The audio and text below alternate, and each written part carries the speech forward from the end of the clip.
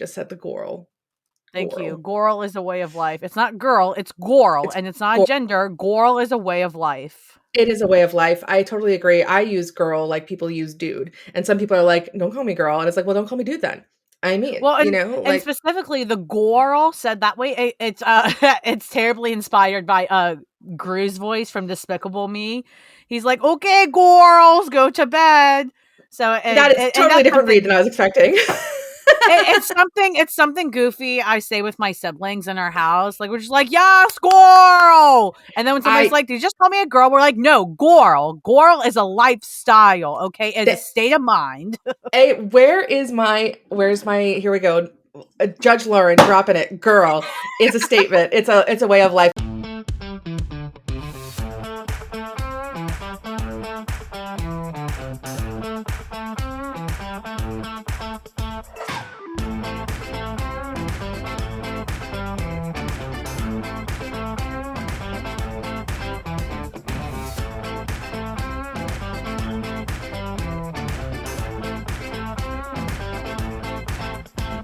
Happy Pride and welcome to everybody to Simply Amazing, the fabulous, the best, number one. I'm going to go ahead and say it. We are the number one Nightcrawler podcast in the 100%. world. 100%. I mean, like, listen, if you're out there listening and you can find a better one, just show it to me because there's no better than us right now. And I say that with confidence because we're the only one. So that helps. And how does that happen? I mean, everyone has a podcast for everything. Like, I don't know, but like, it's nice we don't have a lot of competition, but also bring it on. Bring it on. I've gotten into a couple conversations recently, like in Discords and stuff, where people are like, really? It's a Nightcrawler podcast? Like, all you do is talk about Nightcrawler? It's like, yeah, that's literally all we do. And we've been doing it now over 6 months. We're going to be hitting a year in September. Like, that's wild. That's absolutely wild. I'm having a great time, though. I'm enjoying every minute of it. And of course, this is our Pride episode. We have your friendly neighborhood bi and your friendly neighborhood ally here. Let's go. I came up with that hours ago and I was like, oh my God, that's hilarious. I love it. I love it. We're roaming the streets. We're here to help at any corner. It's what we do. It's what heroes do. Amen. And I want to, before we get into everything, before we get into the intros and everything, I want to point out that we are raising money for the Trevor Project. We have we have 2 shirt designs, and you know what? We're going to, whatever money we make from both of them, we're going to send to the Trevor Project. We've got an amazing shirt that was designed by me and Chango XTC, actually did the art for it. And it's Juggernaut and Black Tom, and it says, not just buddies, brah. I love which is actually a Lauren quote from one of our episodes. And then we have our awesome BAMF shirt. So every single cent, every single penny goes to the Trevor Project. So please go check it out. Check out our website for that. Yes. And if you don't know, the Trevor Project's a really awesome organization for LGBTQ youth and all that stuff. They do a lot of great work. They've been around for quite a while now. I knew, like, even in high school, like, I remember them being around when I was still coming out and stuff. So yes, buy cool shirts, donate money that way. It's a great time. And send us pics. Send us pics on Twitter. Yeah, send us pics. Absolutely. 100%. I'm going to be posting myself wearing them. I love how you're like, Trevor Project was important when I was in high school. I was like, we didn't have the Trevor Project when I was in high school because I went to high school fucking a long time ago. So it's like they were barely around when I was in high school. I mean, my age group, it was weird because now we're so used to like gays everywhere, even though there's still male issues, it's everywhere. But back then it was just starting to become more talked about.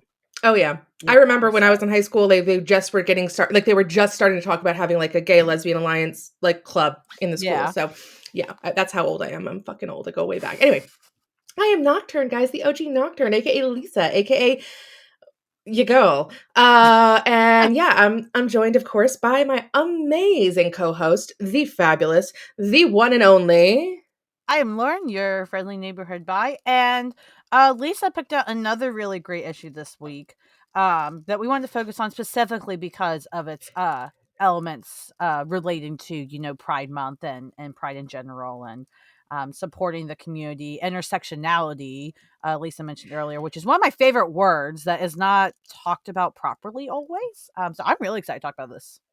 No, this is a great episode. So for those of you out there who have not read our title, which I'm sure is going to be this. We're talking about Amazing X-Men number 13. This is from 2013. This is a great issue, like you were saying, for intersectionality, for pride, for all those things. But another great thing about this issue is this is where we got our name from. So we'll get to that and we'll talk about that. That's where Simply Amazing comes from. Our name comes from one of the gayest issues. You're welcome, guys. We did it. We did it. One of the gayest issues starring Nightcrawler, which there's not a whole lot of gay issues starring Nightcrawler. So this is... And that's honestly homophobic. At Marvel, do better.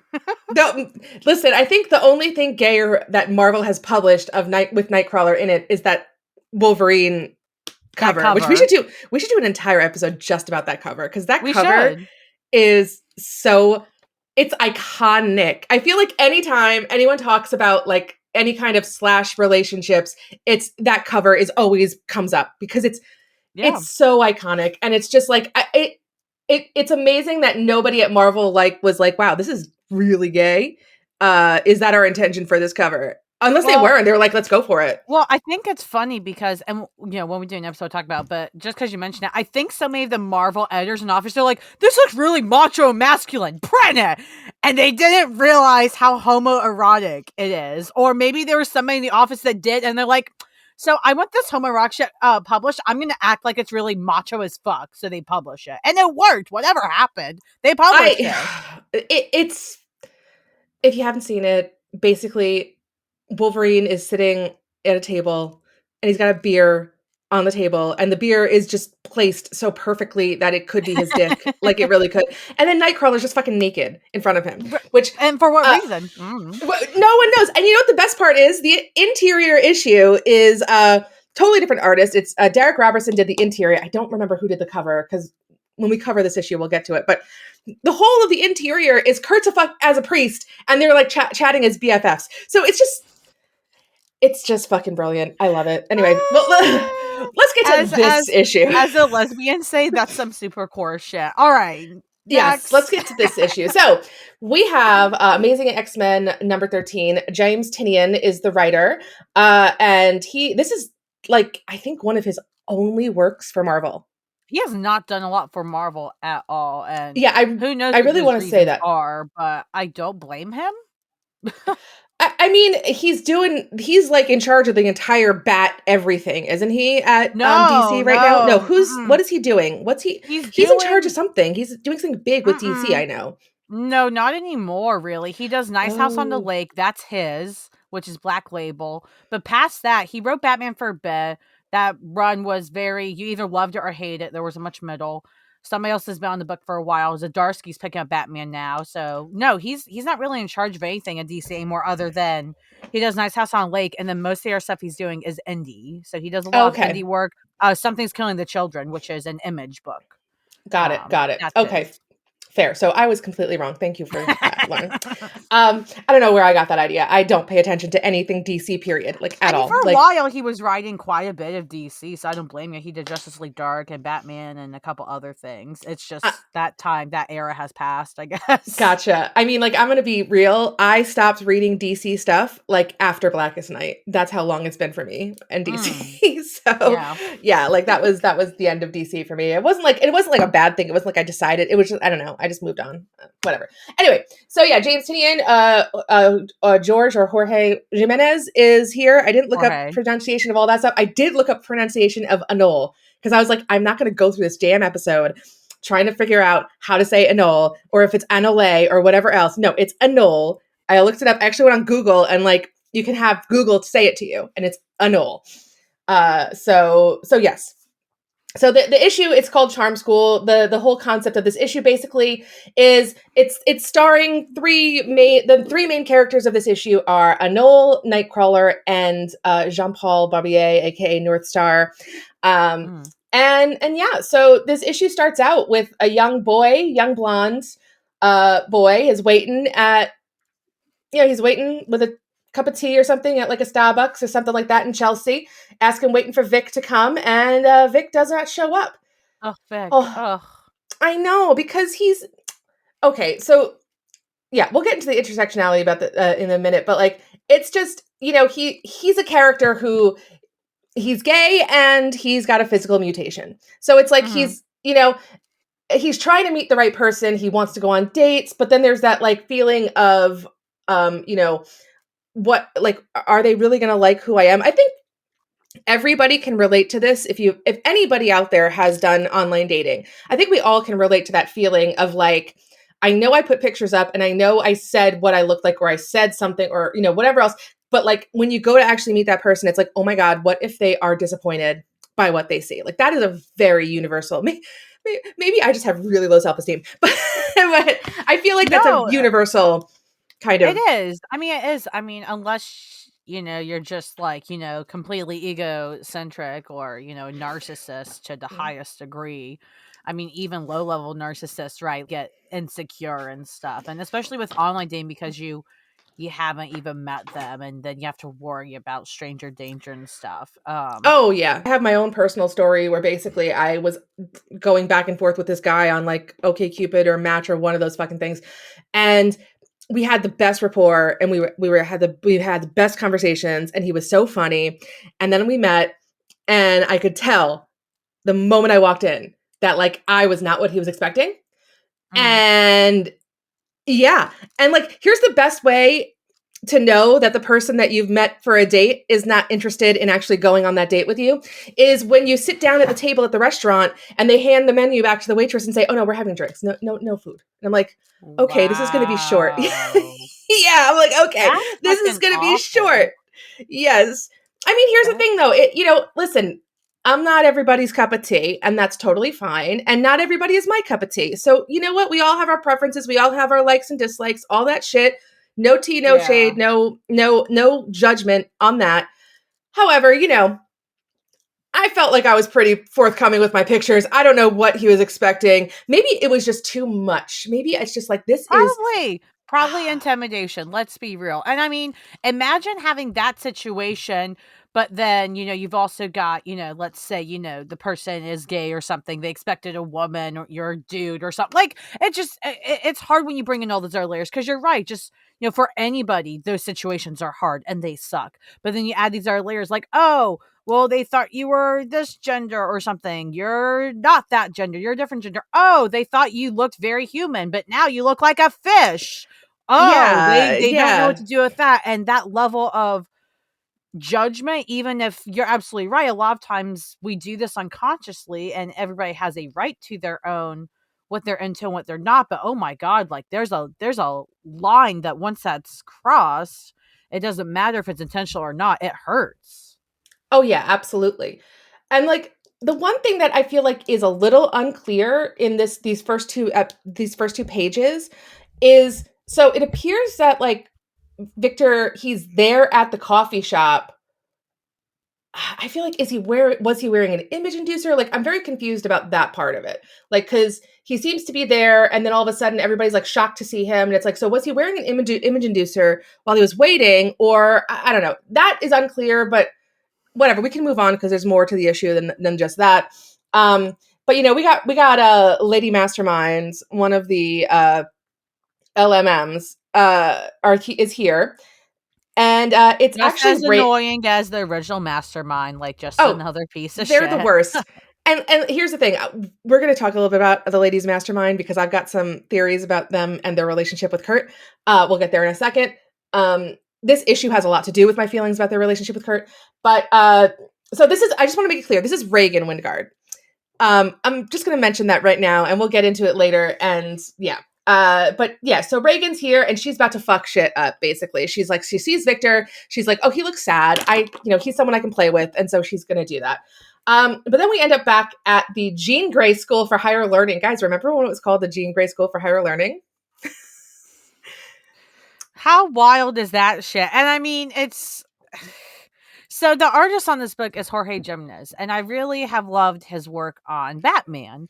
But it is this year, it's 2022. This book we're talking about, Amazing X-Men 13, came out in 2014. Jorge Jimenez's art has gotten so much better since this issue. And I say that with love. Again, I love Jimenez's art. He's such a sweetheart. Also, have you seen his Instagram? He's gorgeous. Anyways, but the art for this issue it's hard for me to really It's completely love. So I think the one thing we want to keep in mind is this is definitely a fill-in issue. Like this is because so Amazing X-Men started around I think 2012-ish, Mhm. and it started with it was I think Jason Aaron. It started with specifically the quest to find Nightcrawler and to bring him back to life. Like that was where it began. And I want to say that like so this is issue 13. So that's like, your typical um your typical publishing plan is like a 3 to 6 issue uh plot or story, right? I mean, 6 issues is a trade paperback. So this is like 2 trades, and then they're putting in this story, which this story is a one shot. It has nothing to do with much of anything else. It is Mhm. just a simple one shot. So I want to say that like there might be some lacking as far as uh like nuance in the art or like cleanliness in the art only because it was probably a fill-in and they had to get him in to do this. I might be talking out my ass, who knows. I did not do enough. I spent way too much time researching how to say Anole and not enough researching anything else. Mood. But regardless, I mean, again, like, artists are allowed to grow, and the art Oh in this yeah. isn't like unbearable. But this next page we're on, like when you first see Kurt, I'm like, yeah, this is not my favorite drawing of Kurt. But it's also important to note that this is just when Kurt's barely been back to life after Yeah, he died. he's still mostly made of worms, which is still, I mean, Yeah, we don't need to talk about just thank that. God for the resurrection protocols because he could get a body that's not made of worms. Because I mean, yeah, we're going to talk about that eventually. We're going to have to get to that, but not in this issue or not in this Thank episode. God. But yeah, so Kurt shows up to Jean Paul's French class, and everybody's getting massages. And I kind of love it because it's just like this. This is just. I'm not. I do love Northstar. I'm not like a super fan. Like I don't know a ton about him, but like I've always loved him when he's been written this way, which is this kind of pompous asshole. Mm-hmm. And it it's just I love it. I mean, Austin wrote him like this and I loved it. It's one of the only things from Austin we loved. But yeah, it's just, so he's having his massages and Kurt's like, "All right, bitch, I need you over here." And he bamps him away. And of course, Northstar is like, "Now my pants are going to smell like shit for weeks. Get tied, girl." Because, like, listen, you know what I mean? Like, do Brimstone you not wash your Dimension. clothes? I'm just like, okay. It's a stank, man. Kind of like you said, the Brimstone Dimension. Like you no matter how many times you wash it, you're gonna have to bleach it, and you got black pants. I mean, I'm how do they okay. think Kurt lives? He finds a Well, way. exactly, number one. And number two, okay. Without going into details, many of us have been in situations where we have been surrounded by, let's say, smoke of a nature that's very pungent, and we need to make sure our parents don't smell it. And you know what? Febreze. I mean, Jean Paul, you live in the 21st century. Febreze is He a probably thing. thinks he's too good for Febreze. He's like, I'm not gonna just go to CVS or Walgreens or whatever and just buy a can of Febreze. Why would I do such a thing? I am above that. I mean, then maybe he needs to deal with it. I mean, he works with children. Like, you're gonna smell eventually. It's gonna happen. I'm sorry to say.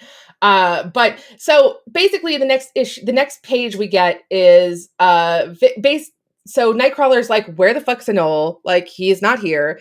Mm-hmm. And he's like, "I heard you gave him a pass to go to the city. Like, you understand how dangerous that is, and you should, you should like he's got a visible mutation. He's a target." And John Paul takes this very personally because, of course, like John Paul as a gay man is like, he takes it personally in a way like, "How dare you talk to me about, you know, being a target or being, something like I as if I wouldn't understand that."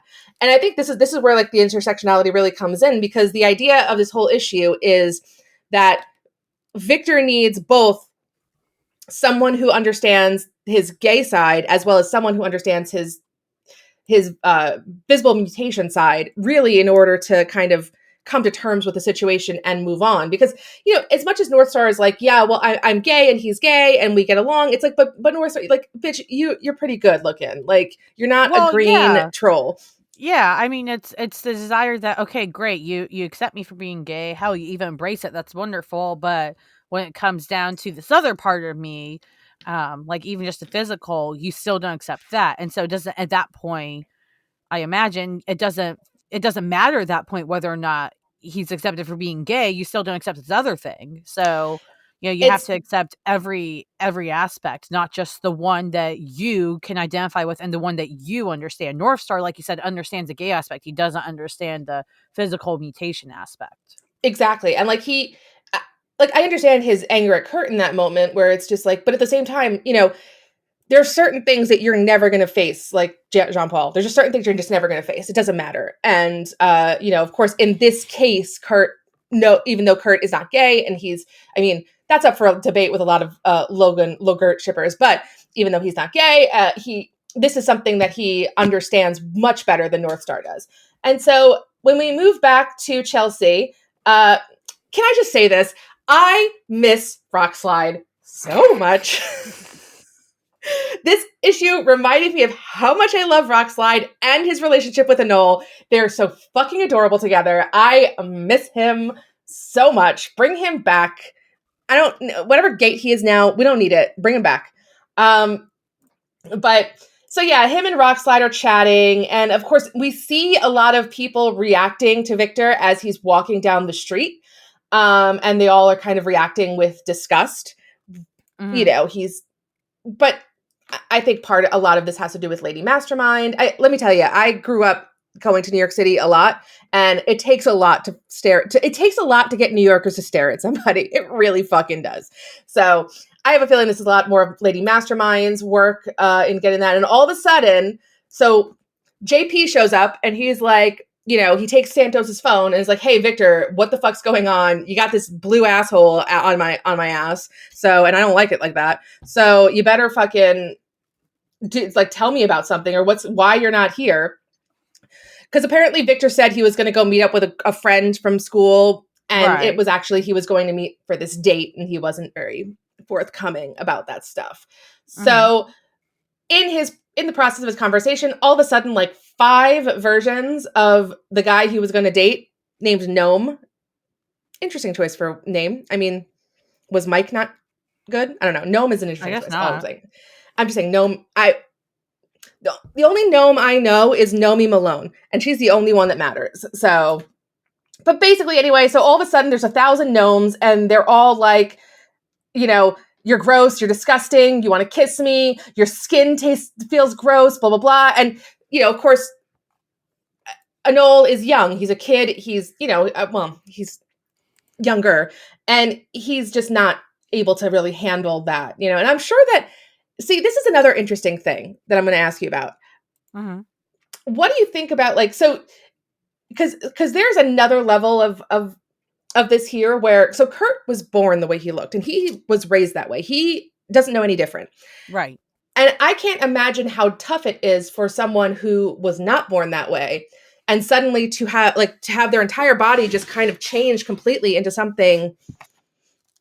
I mean, I don't want to say grotesque, I guess you can say. I mean, I wouldn't call Anole grotesque, but in a lot of ways, like doesn't look human. He's like reptile. And I can't imagine. I imagine that in itself is very hard to deal with. This is so his situation is a lot more extreme, but I imagine it's a more extreme version of what's like when we go through puberty, right? Because we're born a certain way, and as a teenager, you start getting acne. I mean, we also get physical deficiencies, but they're more seen as normal. But when you're a teenager, you don't care if acne is normal to have as a teenager. You're like, "Oh my God, I'm hideous." And people go to great extents, even as adults, but especially when you're a teenager, to cover it up with makeup or, you get bullied for having acne and stuff. When again, it is completely normal, which is even worse. So imagine where there is no normalcy to Anole's look. And you're absolutely right. Like, and our, walking around other humans, there is no normalcy on any level to looking more reptilian or whatever. So, yeah. Oh, yeah, 100%. Yeah, it's hard as hell. And there's a lot of, I think, again, even though this is a more extreme version that us as humans probably can't identify with as much, I think a lot of us can still identify with the theme behind it. Like, I have a brother who he used to eat whatever he wanted, and then we found out that he has this really rare disease, like super rare, where he can't eat certain things now or he'll throw up. And so Oh. he got used to eating all these wonderful things for years, and now he just can't do it. And that was taken from him,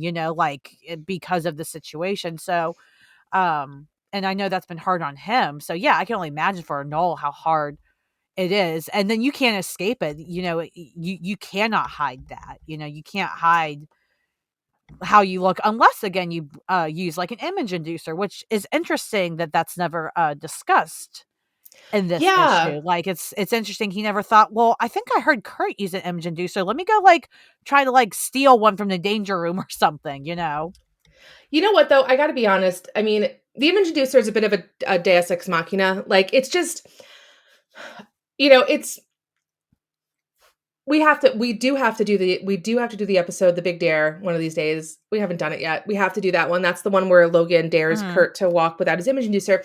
And I think like the issue with the image inducer is that it makes it too easy.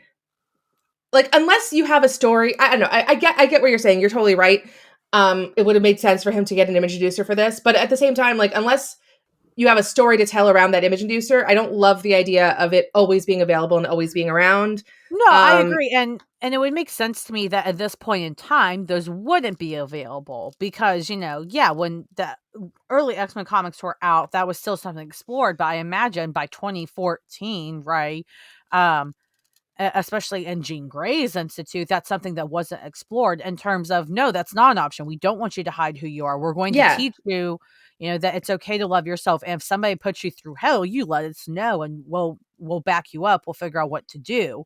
Yeah, that you're absolutely right. I mean, I guess it's not that I would want that in the storyline. So it's probably better, like you said, narratively that was not done. And I'm sure Tynion, because here's the thing too, Tynion, to my knowledge, is gay, I think, unless I'm wrong on that. So you have a LGBTQ writer writing this story, which also makes a lot of sense. And so I could see him going, yeah, I'm not using that old narrative. Like, get the fuck, no image inducer. That sucks. Yeah, it's been a long time since we've seen anyone use the image inducer. I feel like the thing I can only think back to is like, I don't know. It's been a long time.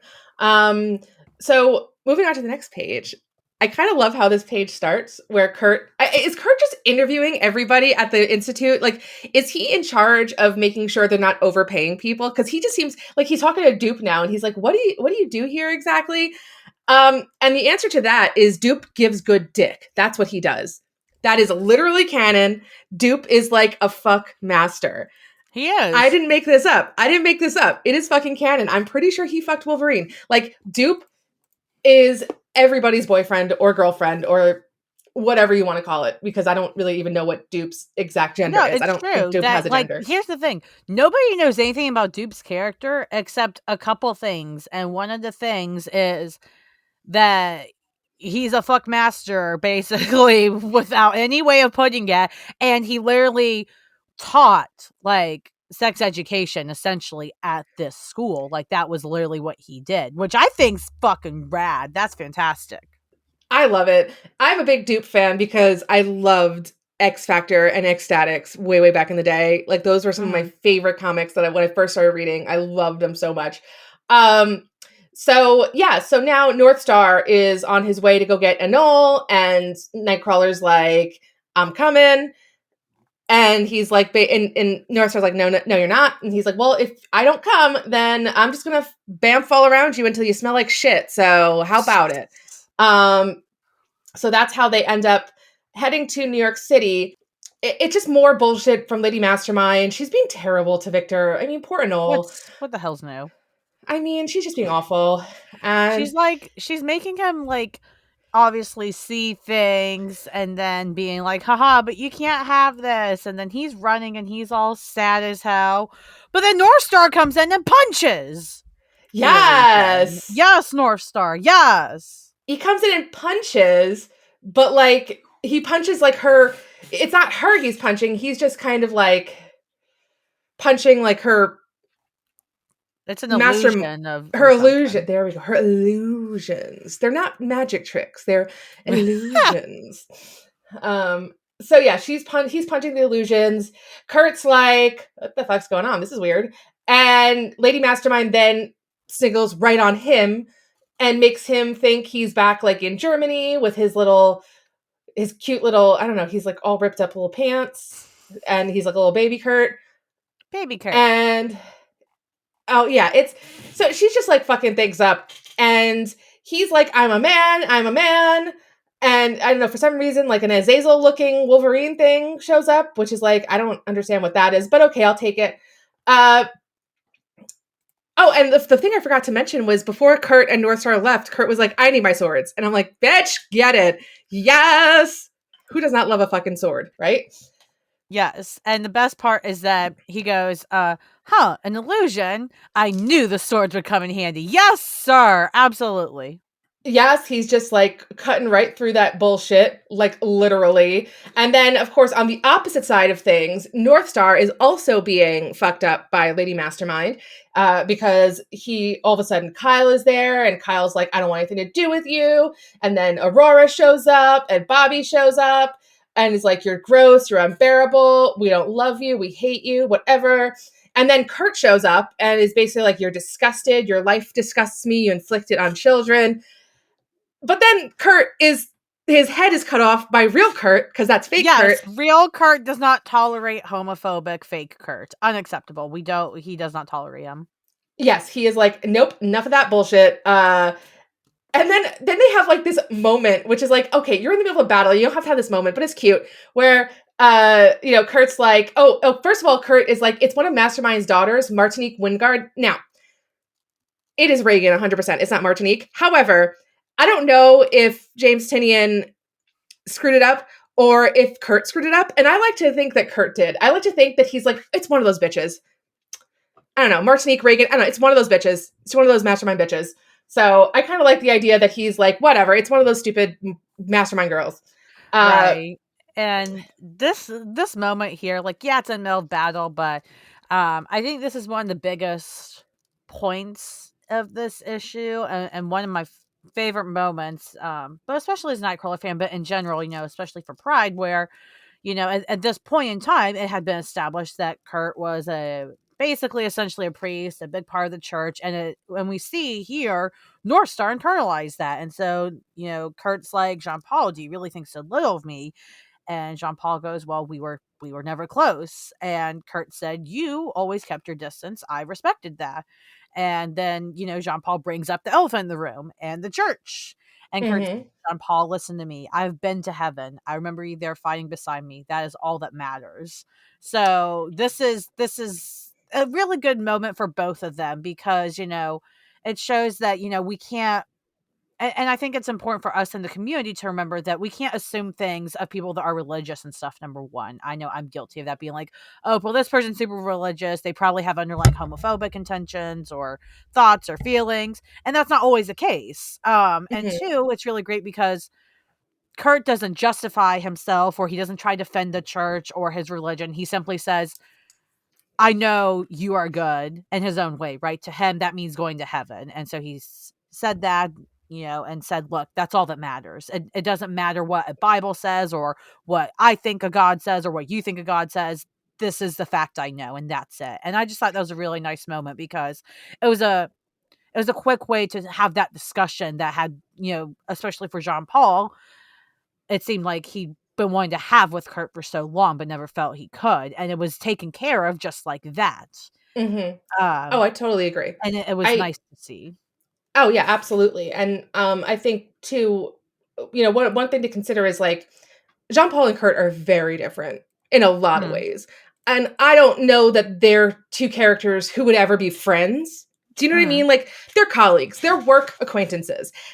They're just not the kind of characters that I would ever be like, oh yeah, no, they're BFFs. This totally makes sense. So it makes sense. He's like you kept your distance and I respected it. Like it has nothing to do with you or who you love or who you are. It's just, we're just two different people. And we don't it's okay if we're not friends. It's totally fine. But it doesn't mean I don't respect you. It doesn't mean that I don't, like you. It's just, we're just not close and that's fine. And then of course they're going to get back into the battle and take out Lady Mastermind, and Northstar really tries to like to connect with Anole and be like, I've been there, I know where you are, I know what you're going through, like I'm gonna help you. And this is where like that intersectionality comes in, because Victor is like, you have no fucking idea what it's like to be me. Like you are gorgeous and beautiful, and I am a fucking scaly, gross thing. And of course, that is just feeding into Lady Mastermind, and she is just, giving him more and more reasons to hate himself, and showing him more and more like visages of himself, like as this disgusting thing that is like pulling off skin and all this stuff. And he just goes off and off about on Northstar, like, how could you, like, you're a movie star, you're gorgeous, how could you possibly know what I am going through? And this is where Kurt comes in and is like, hey, but like I might know a thing or two about being a monster, like, or feeling like a monster, like, what do you think? And this is where they have uh one of my favorite interactions in comics ever, and which is where we get our name. Where Kurt basically is like, it's always difficult. It's always going to be difficult. There's not, there's no easy out of this. There's no like, this is something that you have to come to terms with, because the rest of the world is going to treat you a certain way no matter what. Mm-hmm. And you can't, you need to find a way to see how great you are. And so I'm just going to read it verbatim, where he's saying basically, like, I look like a demon, I'm strange, like my hands are strange, my touch is alien. And Victor basically says, how did you deal with it? And he said, one day I had an important realization. I remembered that I am quite simply amazing. TM. There is no one in the world like me, no one with my experiences, no one with my particular opinions. My troubles, they simply make me stronger. They've given me other tools to work with. I just want to point out, like, this is something every single person should read and like internalize, because we all are. Like, we're all uniquely us. There's no other person in the world that has the same experiences, the same everything as us. Each one of us is unique in its own right, and there's pride in that in and of itself. There's pride in being who you are unapologetically, and just saying, this is me, world, own it. You can like me or you can leave me, but I'm me, and I'm not going to change for anybody. And yeah, he says, I am fully, entirely me, and I'm quite fond of that me. I wouldn't want to be anyone else, not for a moment. And then he asks, well, did you get the girl? Of course. I mean, Kurt's gotten plenty of tail. Quite literally. So, yeah. Right. And it's just, it's like you said, it's just such a nice moment that is both, it's uplifting. It can be seen as cheesy, but it's, that one page is just written so well. I think Tanya nailed on the head. And he really also captured Kurt there and what he would say, because Kurt knows he can't say something that will magically make everything better, but he can remind, this kid essentially that, hey, like, I've been there, and at some point you're going to be where I am, which is realizing that you're great despite all this fucking bullshit you're going to deal with, and you are going to find love should you want it. Like, it's gonna happen. And I think the important thing too to take out of all of this is like, it might take time, and you're going to find the right person eventually. I mean, I feel like we all need to hear this, but like, just because you've been through a bunch of duds, or you keep meeting people who aren't into you or aren't interested in who you are, doesn't mean you should change who you are. It means you just need to keep looking and stay authentic. There's nothing more attractive to another person than someone who is like 100% authentically confident in who they are and knows who they are. That is something that is what's attractive. And that's what makes Kurt attractive in a lot of ways, is like, he is who he is, and he is never going to apologize for it. It's like, yeah, I'm blue and I'm furry and I smell. Like, what do you want? Like, sorry about it, Yeah, and so eventually, this lady mastermind bitch, whatever, she ends up basically, revealing her actual goal, which is garbage. I don't even think it's worth acknowledging, but basically it really had nothing to do with the kid in the first place. And then she literally says it. She goes, I don't care about that boy. And then up and right behind her, Vic goes, yeah, well, the feeling's mutual, and just just a great punch to the face that the bitch deserved. I mean, it's just pure comics right there. Oh yeah. I love how they're like, we're gonna call Shield, pick this bitch up, and then we're gonna go back to school. And it's funny, like, Northstar is the one who's like, hey, it's a school night. I don't think you can stay, because Vic wanted to stay in the city and do something. And Kurt's the one who's like, we'll bend a rule. Let him stay. Let him do his thing. And yeah, he ends up going out and meeting up with Gnome and sees him. And actually, Gnome doesn't like hate him. He's like, yeah, let's get a coffee. Like, why not? And it's just like, I mean, granted, Gnome's pissed off at first because he's like, I literally came into the city to meet you, bitch, and you stood me up. And that seems to be his biggest issue, is like that he was stood up more than, more than whatever. But I don't know. It's very cute. It's, they go and like they have their little coffee. And in my mind, Nightcrawler takes Lady Mastermind. They have some hate sex and then drops her off a shield. So, because I don't know. The hot villain blondes. I mean, what's Kurt supposed to do? Not do that? He loves a hot blonde, and especially if that hot blonde is evil. Like, it's just like, it's fucking it's like cocaine for him. It's just, he needs it all the time. He loves a hot evil blonde. I don't know. I got this whole thing in my head from listening to Cerebro, and like this was a while ago, because they covered the Ladies Mastermind a while ago, and I remember Nightcrawler coming up during that episode, and like the whole idea of like, he would definitely fuck them and they would definitely fuck him, but none of them would admit to it. Like, they'd be like, no, gross, I would never fuck them, but they're like definitely having hate sex behind something. So yeah, I'm all down for that. Like, yeah, I think that would be hilarious. But all said, I mean, this is it's a cute issue that I like it, because even though, yes, it's a one shot and a filler issue in its own right, it tackles and talks about subjects that are often hard to do without being too on the nose the whole time, which I appreciate. Tynion did a good job with, the one issue he had to work with to tell the story in.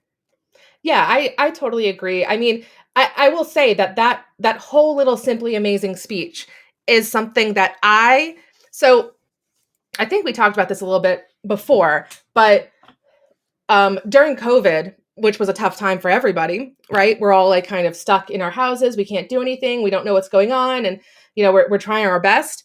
And this little speech was something that I would repeat to myself over and over again when I was feeling like the hardest time. It's like, I remember I am quite simply amazing. And it's like, there is no one like me. I am uniquely me. And I don't know why, it just kept coming back to me. And I guess that's eventually why this ended up being the name of the podcast, because it just was over and over and over again. It just seemed to like make sense.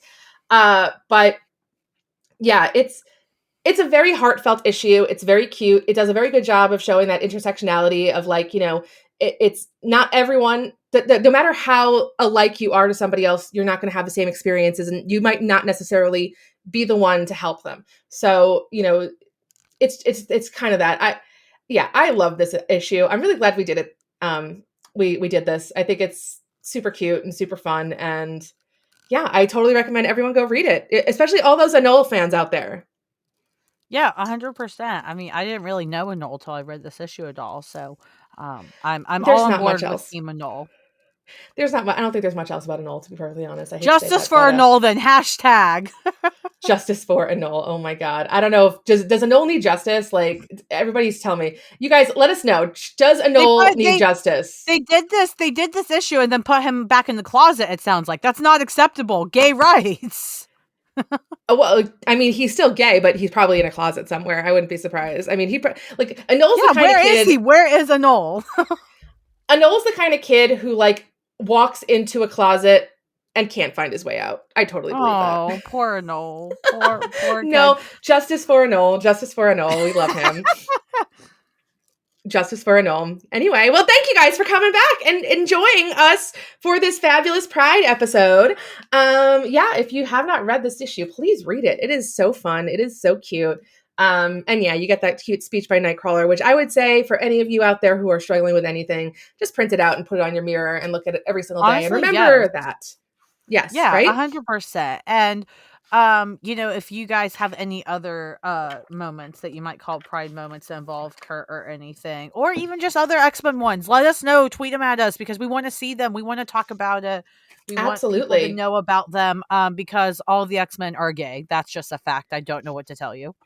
I mean, probably. Let's be real. I mean, here's the thing. They're even if they weren't before they became X-Men, they've been living in that school long enough. Everybody starts fucking everybody.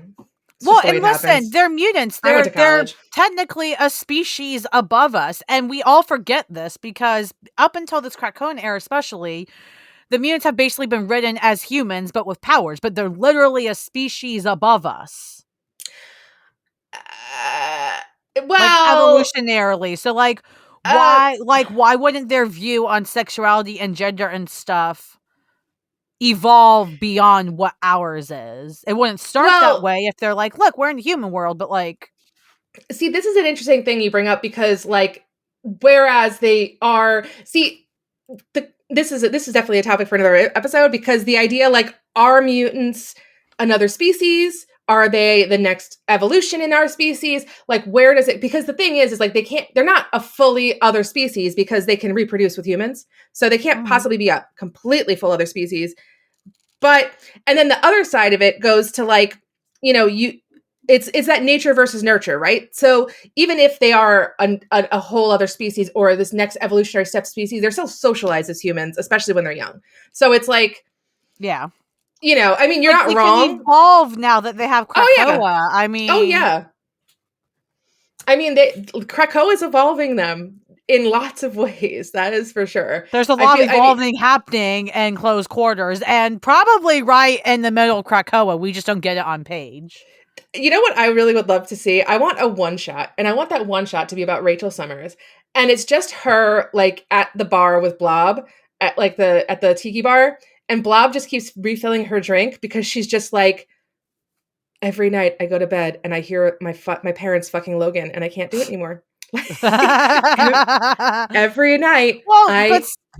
No, and then Blob just randomly encourages her on one of the last times, the fifth time this is happening, the fifth night she's complaining. He's like, why don't you just go fuck all the women that want to be fucked by you? I mean, just get them back if anything and have fun doing it. And she's like, you know what? That's a great idea, Blob. And then that's what leads into her fucking all the women on Krakoa and being a stud. Here for it. We've made the story Marvel.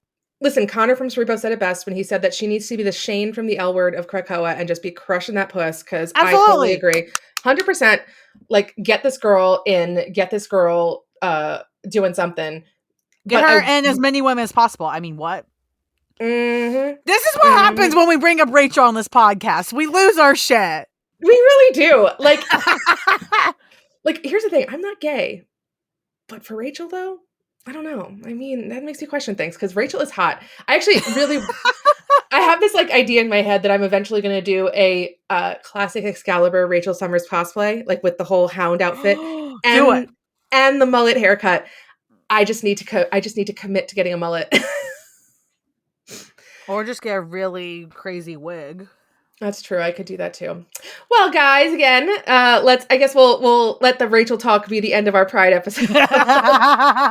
It's not a Pride episode if we don't talk about Rachel Summers. Oh, girl, here's my question. Do we need to do a Rachel episode for the month of June? Because it's a lot to talk about. She did date Nightcrawler in a very interesting decision I don't on both her parts. I don't want to talk about that during Pride Month. I want to talk about what she should be doing now. That's true. Okay. We'll figure it out. We got lots of stuff to talk about anyway in the interim. And don't worry, we'll get to Rachel. We are going to get to Rachel. We'll probably do several episodes on Rachel just because she's fucking amazing and has a lot of connection to Kurt in a lot of different ways. So Lauren, where can they find you? I was going to say she can connect with me in a lot of ways. You all can find me in Rachel Summers. If you are real and listening, you can also find me on Twitter at friendlymBHDBI. Come bother me. It's Pride Month. Send me gay shit. Even if I don't know you, my DMs are open. Have at it. Let's go. Exactly. Yeah, exactly. Her DMs are open. You hear that, everybody? Ladies, gentlemen, and everybody in between. Her DMs are open. They heard it once, Lisa. They heard it once. I'm just saying. I'm trying to be a good wingman or wingwoman, as it were. If you want to come bother me, you can find me at the OG Nocturne, and that's NACHTRUNE. Did I spell that right? I think so, yeah. Whatever. Yes. You'll figure it out. And then, of course, we have our fabulous website where all of our links to everything is simplyamazingpod.com. You can find our links to our Twitter, our Instagram, our Twitch, our Facebook, also to our new shop where, again, everything that is sold this month is going to donate. We're going to donate to the Trevor Project. So please buy yourself a Juggernaut and Black Tom shirt like I did. Buy yourself a BAMF shirt like I did.